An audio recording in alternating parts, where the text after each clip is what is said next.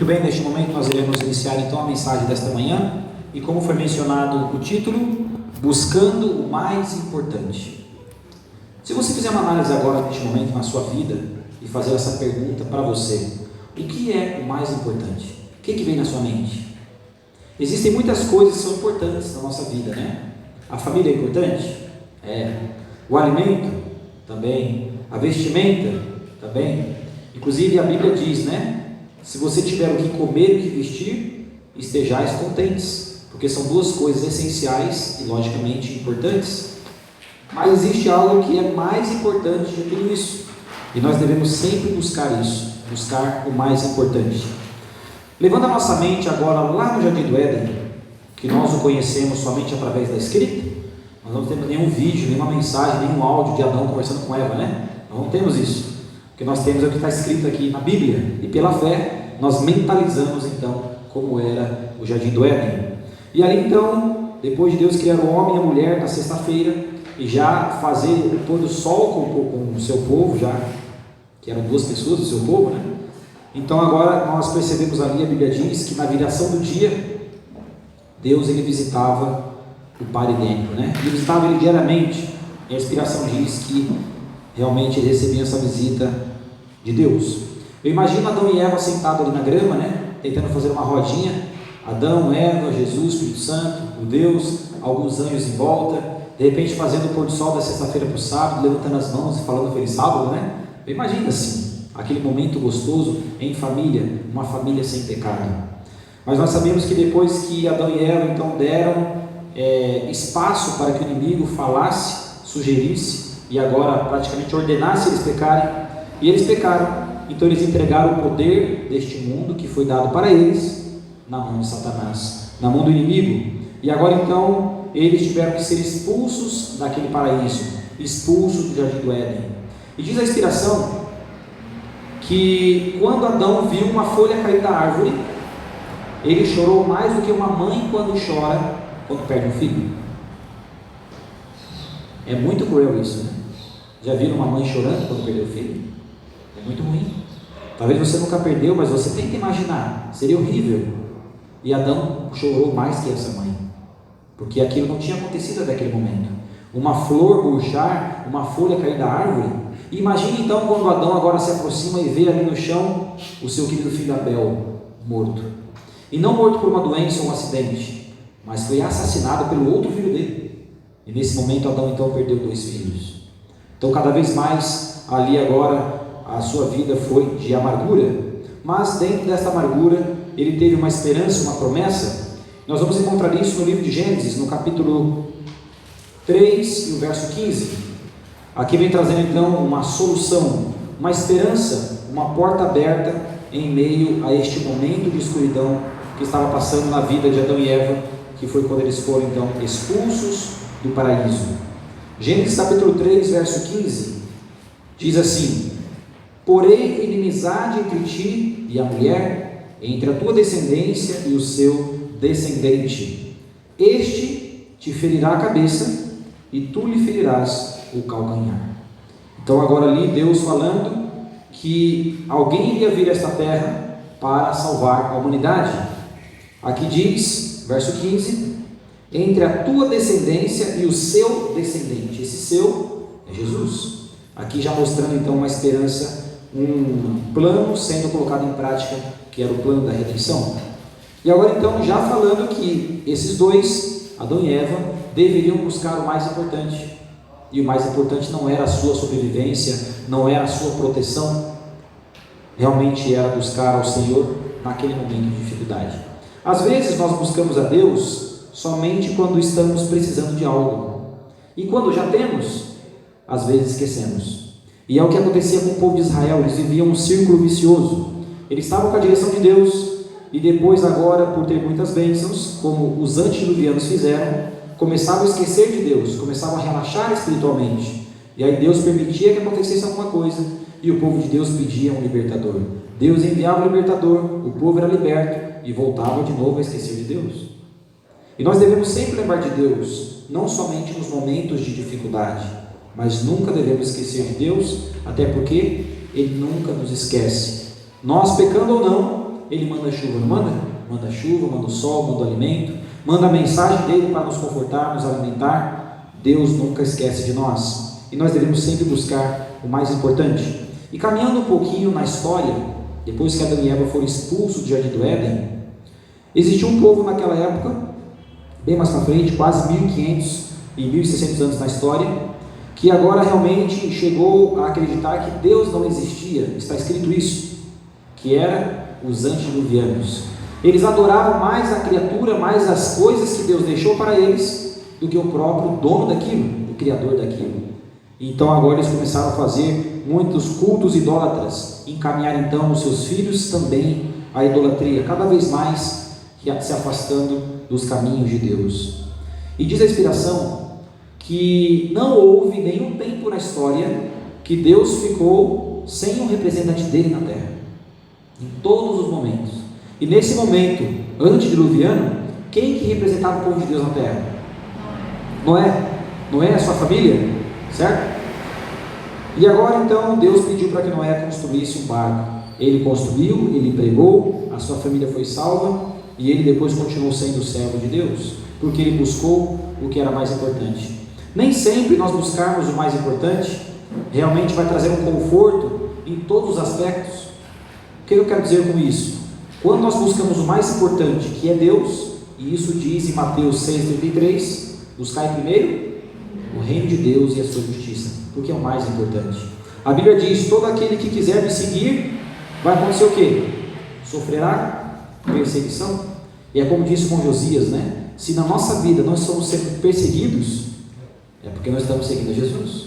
De alguma forma a gente tem que ser perseguido, seja às vezes no trabalho, seja às vezes uma reunião na escola que vai ter sexta-feira à tarde, você não pode ir porque é próximo do pôr do sol, seja uma prova na faculdade no dia de sábado. De alguma forma nós somos perseguidos, mas nós devemos olhar para Jesus e sempre buscar o mais importante. Continuando um pouco mais na sequência da história, nós vamos chegar a um homem que foi considerado pelo próprio Cristo o maior de todos os homens nascido de mulher. E aqui nós vamos parar então no Evangelho de João, Novo Testamento, no capítulo 1 e o verso 11. Aqui vem falando a história de um homem que realmente fez diferença na sua época. Ele cumpriu a sua missão. Evangelho de João, capítulo 1, entre os versos 19 e 27, diz assim: este foi o testemunho de João, quando os judeus lhe enviaram de Jerusalém sacerdotes e levitas para lhe perguntarem: quem és tu? Ele confessou e não negou, confessou e não sou o Cristo. Então lhe perguntaram: quem és, pois? És tu Elias? E ele disse: não sou. És tu o profeta? Respondeu: não. Disseram-lhe, pois: declara-nos quem és, para que demos resposta àqueles que nos enviaram. Que dizes a respeito de ti mesmo? Então ele respondeu: eu sou a voz do que clama no deserto, endireitai o caminho do Senhor, como disse o profeta Isaías. Verso 24: ora, os que haviam sido enviados eram dentre eles os fariseus, e perguntaram-lhe: então, por que batizas, se não és o Cristo, nem Elias o profeta? Verso 26: respondeu-lhes João: eu batizo com água, mas no meio de vós está quem vos não conheceis. E o verso 27: o qual vem após mim, do qual não sou digno de desatar-lhe as correias das sandálias. Em outro texto, o próprio Cristo dizendo que não houve um homem maior do que João Batista. João Batista foi o último que anunciou a vinda de Jesus. Depois de João Batista veio então Cristo. Inclusive o próprio João Batista batizou Cristo. E aqui diz, mesmo ele sendo considerado como o maior homem nascido de mulher, o que ele fala dele mesmo? Eu sou uma voz, eu sou um pregador, e eu não sou digno nem de desatar as alparcas ou as sandálias de Jesus. Percebemos aqui a humildade deste homem, que veio para ser o maior homem de todos, mas ao mesmo tempo humilde, cumprindo a sua missão. O mais importante para ele era buscar ao Senhor. Ele tirava a atenção das pessoas que estavam dirigidas para ele e jogava para Jesus. Ele deve ser agradecido e não eu. E agora, na continuação, Nós sabemos que Cristo, depois de batizar, ir para o deserto, voltar, passar ali na festa em Caná, ele começou o seu ministério de uma forma mais expressiva, e ele anunciou também a salvação. E diz o texto que ele veio para os seus, e os seus não o receberam. Os próprios judeus que estavam ali como nação de Deus naquela época, não aceitavam Jesus como Messias, e até hoje esperam Jesus pela primeira vez. Mas nós sabemos que em todas as épocas, como eu mencionei, sempre existiu alguém que ficou ali então defendendo a verdade, defendendo esta fé neste planeta em que vivemos. Agora Jesus, depois de cumprir a sua missão, e durante cerca de 3 anos e meio pregar o Evangelho, e agora convidar homens para que pudessem representar Ele como embaixadores do céu, aqui nesta terra, depois que Ele subisse, Jesus então agora, Ele sobe para o Pai, e Ele ficou um tempo, aproximadamente 1810 anos no lugar santo, e depois em 1844, Ele mudou então para o lugar santíssimo, onde Ele intercede por cada um de nós. E será que essa intercessão de Jesus vai ter fim ou não? Com certeza. Diz a inspiração que certo dia Ele vai trocar as suas vestes de advogado para as suas vestes de juiz. E aí o Espírito Santo não estará mais na terra, porque o anjo selador vai ter cumprido a sua missão. E agora a inspiração diz que nós teremos que viver uma vida à vista de um Deus Santo, sem intercessor. Mas ainda quero compartilhar um texto que foi lido para a nossa reflexão. Vamos em 2 Crônicas, no Antigo Testamento, no capítulo 7 e o verso 14. 2 Crônicas, capítulo 7, o verso 14, que diz assim: se o meu povo, que se chama pelo meu nome, se humilhar e orar, e me buscar, e se converter dos seus maus caminhos, então eu ouvirei dos céus, perdoarei os seus pecados, e sararei a sua terra.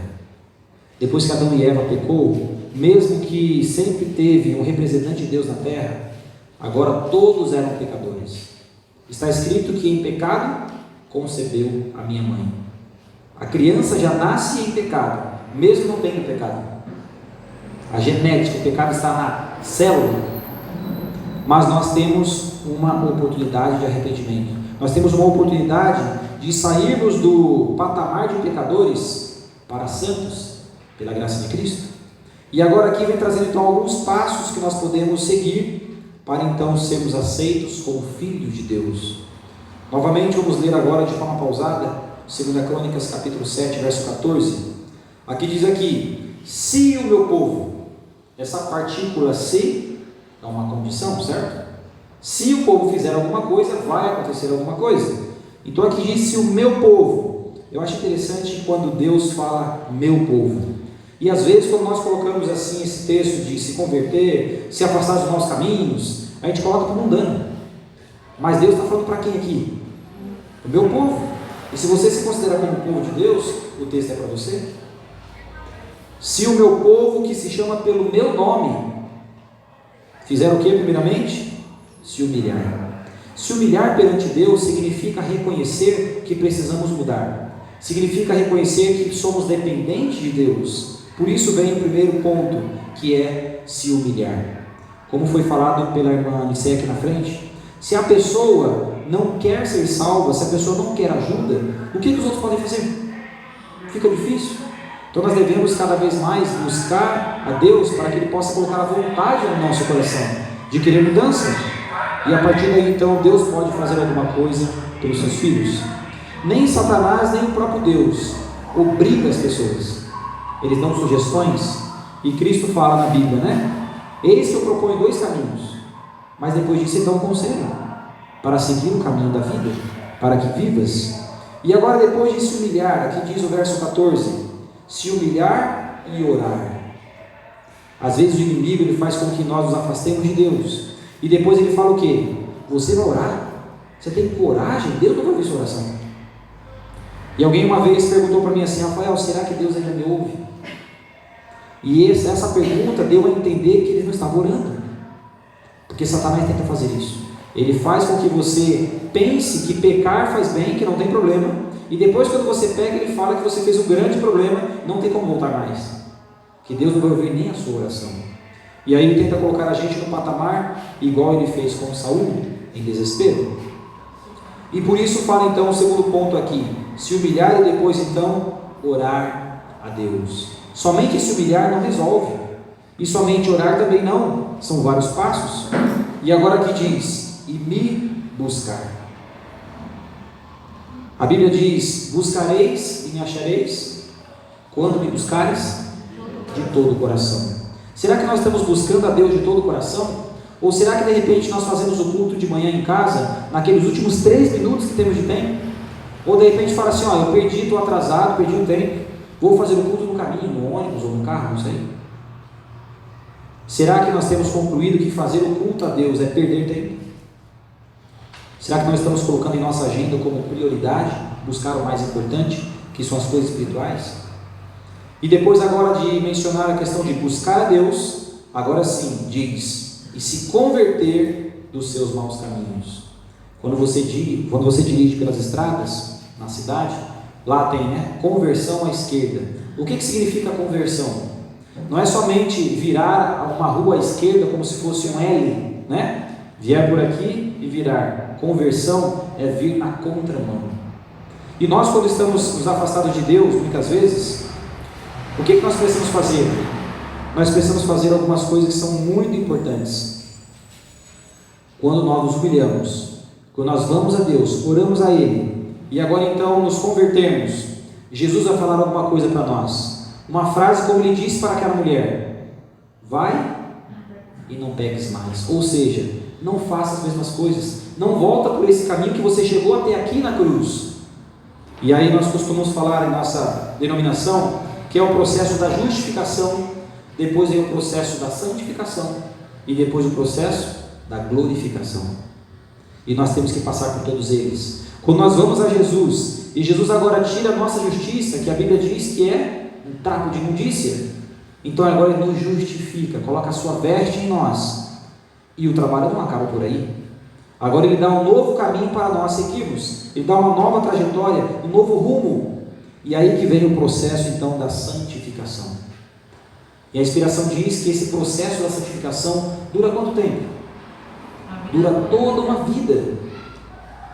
Enquanto a porta da graça não se fechar, nós estaremos neste processo de santificação, nesse processo de transformação, nesse processo de se tornar, pela graça de Cristo, uma nova criatura.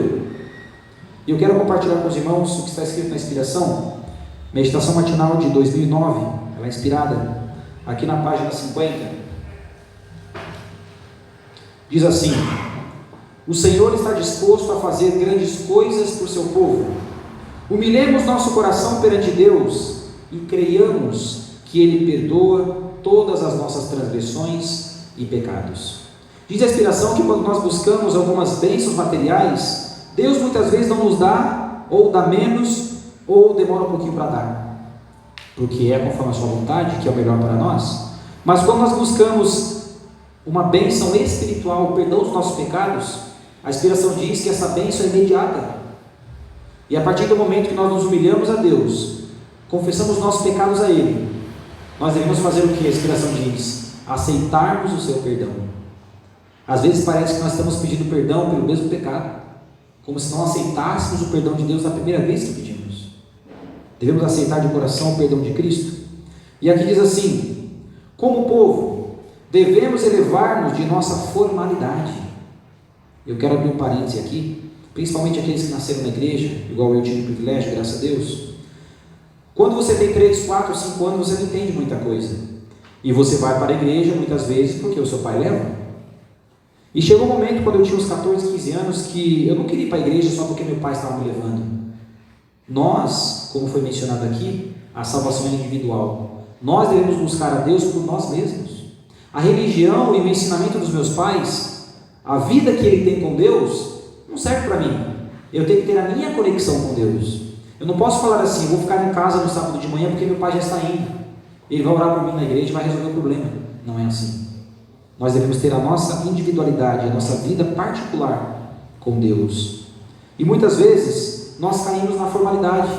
Vamos chegar na igreja, 9 horas vai ter o início da escola sabatina, vai ter a oferta, vai ter o culto divino, eu volto para casa, almoço, descanso um pouco, entrego 10 folhetos e faço o pôr do sol. E muitas vezes a gente cai na formalidade, às vezes nas regras da religião, nas doutrinas somente, e não no amor que envolve a religião. A inspiração diz que o auditório de Cristo muitas vezes era composto por uma pessoa só. Às vezes nós nos esforçamos porque tem um monte de gente ouvindo o que a gente está falando, mas às vezes quando tem alguém pedindo um conselho para você, uma pessoa pedindo um alimento, não é nem dinheiro, às vezes nós viramos as costas. E existem muitas formas de nós então pregarmos o Evangelho e sairmos da formalidade. Ano passado principalmente nós fomos forçados praticamente a sairmos da formalidade. Quando o sábado de manhã dava 9 horas e ninguém falava, vamos dar início na escola sabatina, na igreja pelo menos não. E você tinha então que ter na sua vida espiritual, na sua casa, ou de repente na internet. Nós tivemos que sair da caixinha, nós tivemos que sair daquilo que estávamos acostumados. Mas isso muitas vezes é válido. Aqui diz assim: os queridos e acariciados ídolos e os pecados com os quais se vale sido complacente terão de ser abandonados, ainda que estejam tão arraigados a ponto de termos que arrancar o olho direito ou cortar o braço direito. Aqui logicamente uma linguagem figurativa, mas querendo dizer que nós devemos muitas vezes nos esforçar para tirar aquilo que nos atrapalha na comunhão com Deus. Tudo aquilo que nós colocamos entre nós e Deus é um ídolo. Às vezes nós podemos pensar assim, mas na minha igreja não tem imagens, eu não adoro imagens, em casa não tem nada, não tem algo para poder adorar, eu não acendo vela para ninguém, eu não sou idólatra. Mas às vezes a mãe e o pai estão idolatrando o filho. A inspiração diz, a Bíblia está escrito na Bíblia: eu repreendo aqueles que o amam. Eu não sou pai, mas eu acredito que não é muito fácil o pai e a mãe chegar para o filho e falar assim: olha, eu avisei você que não era para você ter feito aquilo, lembra? Você foi lá e fez. Então vamos ter uma conversa agora. E muitos pais, muitas vezes, depois de corrigir o filho com amor, logicamente, saem e choram a parte. Porque não é fácil fazer isso. Não é fácil muitas vezes você falar não para o seu filho, mas se você ama, você vai falar. Porque Deus fala não para nós. Inclusive na própria lei de Deus tem vários nãos, né? Nós precisamos entender isso também. E aqui diz que nós devemos então abandonar esses pecados acariciados. Aqui diz: forcem sua entrada através dos exércitos do inferno, que se opõem à sua passagem. É como se nós estivéssemos caminhando agora uma Canaã celestial e estivéssemos na contramão do mundo. Na verdade é isso que acontece. E aquela multidão batendo em você, você tentando se desviar. A nossa vida cristã é assim. Mas nós não podemos então nos afastar do mais importante, que é Deus. Precisamos de muita seriedade para convencer as almas de que temos um céu a ganhar e o inferno a evitar. Irmãos, qual que é o último culto de nossa vida? É esse aqui. Quem garante que o próximo culto vai estar vivo? A gente não garante nada. Nós precisamos aproveitar sempre os momentos que temos em comunhão com Deus, porque são desses momentos que nós recebemos o poder necessário para vencer as dificuldades que cada um temos, seja financeira, matrimonial, familiar, qualquer problema, psicológico, de saúde. Deus tem solução para tudo. E ainda diz assim: Satanás é ativo e também devemos ser ativos. Satanás é incansável e perseverante. Devemos fazer o mesmo? Não existe tempo para nos excusarmos e colocar a culpa de nossos erros sobre outros. Já viram aquelas pessoas que muitas vezes falam assim: o inimigo, viu? Olha, Satanás está tentando. E tudo coloca a culpa em Satanás. Ele tenta, ele coloca a opção, mas as escolhas somos nós que fazemos. E eu quero agora ler um texto também, que está em Desejado das Nações, na página 476. E aqui vem trazendo também algo muito importante para nos auxiliar neste entendimento da mensagem. 476, Desejado de todas as nações. O título do capítulo é o Divino Pastor. Diz assim: eu sou o bom pastor. O bom pastor, ele faz o que pelas ovelhas? Ele dá a vida. E o bom pastor é Jesus. E será que Jesus deu a vida para suas ovelhas? Somos nós, deu. E ainda diz assim: eu sou o bom pastor e conheço as minhas ovelhas, e das minhas ovelhas sou conhecido. Mais uma vez, Jesus achou acesso ao espírito dos ouvintes mediante as cenas a eles familiares. Compararam a influência do Espírito à água pura e refrigerante. Representara-se como a luz, fonte de vida e alegria para a natureza e o homem. E agora, num belo quadro pastoral, apresenta suas relações com os que nele creem. Cena alguma era mais familiar aos ouvintes do que esta, e as palavras de Cristo ligaram-na para sempre a ele. Nunca poderiam os discípulos contemplar os pastores cuidando dos rebanhos, sem recordar a lição do Salvador. Veriam Cristo em cada fiel pastor. Mesmo na situação que nós sabemos que o mundo está, nós temos uma solução. Nós temos o mais importante a buscar, que é o nosso Senhor, que nos fortalece nessa caminhada cristã, a alcançarmos então a nossa Canaã celestial. E aqui diz sobre ainda os ídolos do século 21, como eu mencionei, às vezes um filho é um ídolo, às vezes o celular é um ídolo. Algo que realmente é muito importante, por exemplo, no meu trabalho, ficar uma semana sem celular, dá um pane. Eu preciso comprar um rápido, mas desde que você domine o celular e não deixe ele dominar você, desde que você tenha controle e use ele como uma ferramenta para o evangelismo. A minha avó, quando ela completa aniversário, dia 25 de dezembro, ela de propósito faz a festa na igreja, faz um culto de gratidão a Deus na igreja. Por quê? É uma oportunidade para que muitas pessoas, muitos familiares que não vão à igreja, vão para lá e lá ouvem a palavra de Deus. E uma dessas pessoas que só vai à igreja uma vez, que já fez parte da igreja de Deus, eu até oro por essa pessoa, teremos que orar por esses que se afastaram de Jesus. Agora na pandemia não tem como ir. E eu comecei agora a compartilhar o link dos cultos com essa pessoa, minha tia. E a partir daí ela começou a ouvir a mensagem através do celular, através da rede social. Veja como nós podemos utilizar isso como uma ferramenta. Mas a partir do momento que nós colocamos isso como algo mais importante, e isso tira os nossos momentos de comunhão com Deus, devemos nos afastar disso, porque senão é isso que vai nos levar para o inferno. A nossa vida com Deus, ela deve ser constante. A nossa obediência a Deus, ela deve ser incircunstancial. Como foi mencionado a questão da mentira. Mas eu vou mentir só por isso, só por aquilo. Eu vou fazer só uma vez, eu vou comer só um pedaço. Eu vou nessa festinha, que vai tocar um monte de música e tal, mas eu vou fazer o meu ambiente lá. E muitas vezes nos colocamos no terreno encantado.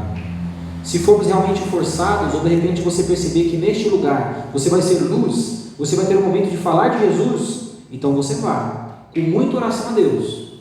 E assim como os hebreus foram levados para a Babilônia, num lugar totalmente idólatra, mas lá eles fizeram a diferença. Então isso deve estar sempre em nossa mente. Eu quero compartilhar com os irmãos um texto bíblico, livro do profeta Isaías, no capítulo 55, e o verso 6. Isaías, capítulo 55, verso 6. E aqui vem trazendo realmente um texto que abrevia tudo isso que estamos falando. Isaías 55, verso 6, diz assim: buscai o Senhor enquanto se pode achar, invocai-o enquanto está perto. Essa palavra enquanto faz toda a diferença nesse texto. Se nós tirássemos essa palavra, daria uma conotação de que Jesus sempre vai interceder por nós. E quando se coloca a palavra enquanto, significa que vai existir um tempo que Jesus não trabalhará mais pelo ser humano como advogado, como intercessor. Então a Bíblia diz: se hoje ouvirdes a minha voz, não endureçais o vosso coração. Quando fala buscar o mais importante, que é Jesus, que é o Senhor em nossas vidas, essa mensagem não é somente para aqueles que não são batizados, para aqueles que estão no mundo, mas é para nós. Mesmo estando sendo batizados já na casa de Cristo, graças a Deus, nós devemos sempre buscar ao Senhor. A partir do momento que nós colocamos agora algo entre nós e Deus, nós estamos abrindo uma brecha, um espaço para que Satanás se aproxime, então com as suas sugestões nos afaste cada vez mais do Senhor. Que possamos, pela graça de Cristo, com a unção do Espírito Santo, estarmos em comunhão com Deus, uma comunhão ininterrupta, constante, e a partir daí então recebemos o poder para vencermos todas as dificuldades, e um dia estarmos reunidos não aqui na igreja, mas lá no céu, participando do culto divino com o nosso Jesus. Deus possa nos abençoar, nos ajudar e que possamos ser mais que vencedores e sempre buscarmos o mais importante em nossas vidas, que é Jesus. Amém? Amém.